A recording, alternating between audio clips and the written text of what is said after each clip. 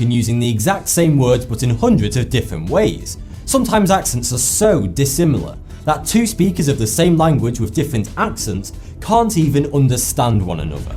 We've had accents for thousands of years. The Bible speaks of a tribe that identified their enemies by the fact that they couldn't correctly pronounce the word shibboleth. So they basically killed everyone with a funny accent. Nice. But it's not just humans that have accents. Animals also tweet, bar and moo differently depending on where they come from. The UK is well known for its large and varied array of regional accents. A study in the UK found that cows in England moo differently in different parts of the country. Their moos seem to somewhat reflect the accent of their owner. But what actually causes accents? Humans have a remarkable talent for being able to quickly detect an accent. We're actually really good at it. Humans can detect if someone has a different accent from themselves after just 30 milliseconds of speech. We can even do the same thing if we listen to that 30 milliseconds of speech played backwards on a recording. Well done, brain, you're a lot smarter than you look. So, where does this superhuman accent divining power come from? It all starts from when we're only an itty bitty little baby. Humans aren't just inherently good at learning language, it's a lot simpler than that. During our first few years, we're hyper receptive to noises around us. We quickly learn to imitate those noises. Babies subconsciously listen into people's conversations around them.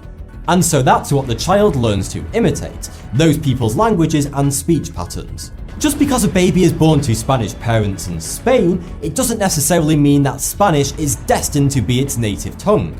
If that newborn Spanish baby is placed in, say, England from birth, adopted by English parents, it will grow up speaking fluent English.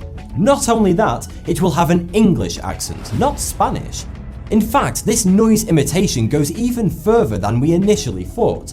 During a study, bird noises were played to an infant child. Soon afterwards, the child was able to accurately imitate those bird noises.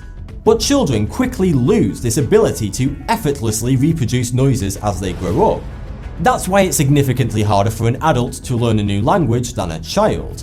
But that doesn't mean you can't change your accent. It's significantly harder to do as you grow up, but when an adult moves to a new area, they do slowly lose their accent in favour of a new one, although this can take several years.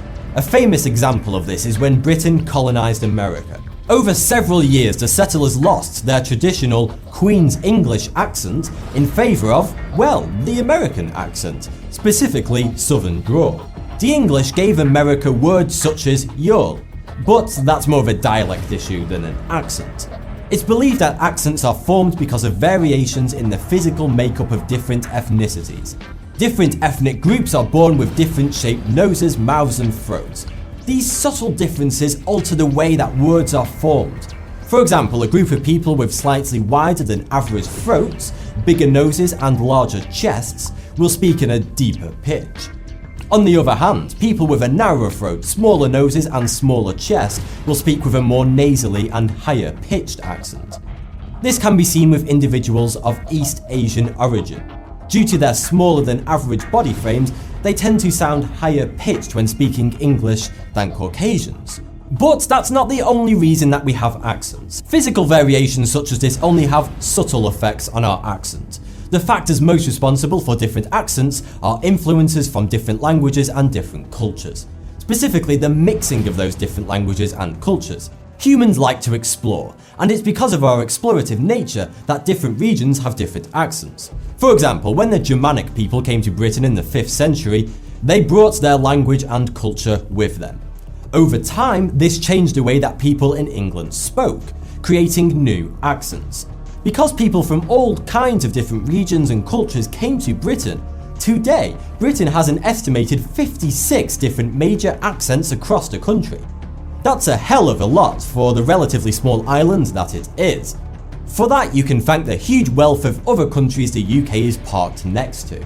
The location where the overseas settlers first came ashore and made their home determined what accents that region of Britain would ultimately have.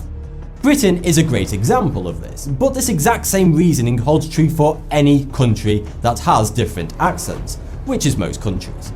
You may be wondering what's the difference between an accent and a dialect.